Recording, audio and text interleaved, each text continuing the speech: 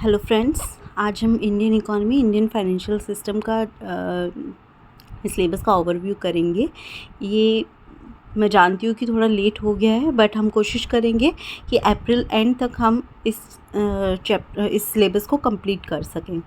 तो पहले हम स्टार्ट करेंगे मॉड्यूल ए से। मॉड्यूल ए में an overview of Indian economy, economic planning, sectors of Indian economy, role of priority sector, infrastructure including social infrastructure, globalization impact on India, economic reforms, foreign trade policy, and international economic organisation, World Bank, IMF और etcetera.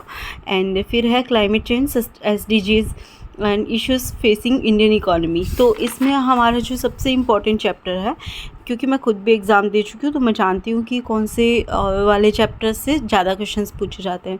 तो जो हमारा पहला है ये Indian economy का जो role of priority sector है उसमें ज़्यादा पूछे जाते हैं। फिर आता है हमारा ये इंफ्रास्ट्रक्चर इंक्लूडिंग सोशल इंफ्रास्ट्रक्चर, फिर ग्लोबलाइजेशन, इकोनॉमिक रिफॉर्म्स, कैसी कैसी रिफॉर्म्स आई थी, किस किस तरह से, और फिर उसके बाद में फॉरेन ट्रेड के बारे में भी थोड़े बहुत क्वेश्चंस पूछ लिए जाते हैं।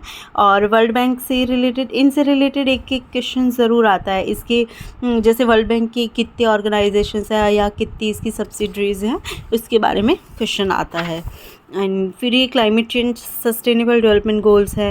एंड देन उसके बाद में इश्यूज़ फेसिंग इंडियन इकॉनमी, ये थोड़ा कम आता है, बट हम इसको भी पढ़ेंगे हम पूरी किताब बुक को ही।